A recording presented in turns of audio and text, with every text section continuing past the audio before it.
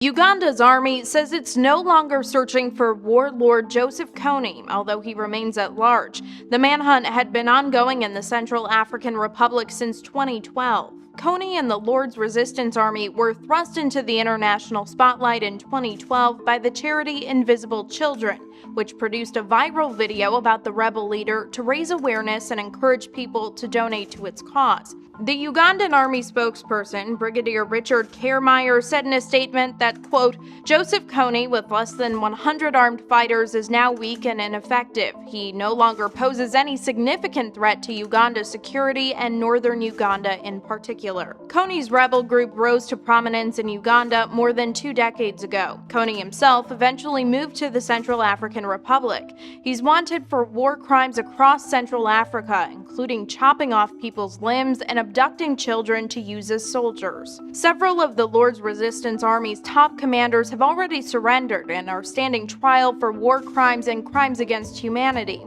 The U.S. had been backing the Ugandan army but withdrew most of its forces from the country last month. They have helped reduce Kony's group from 2,000 to less than 100 fighters. Uganda's troops are now set to withdraw from the Central African Republic by May of next year.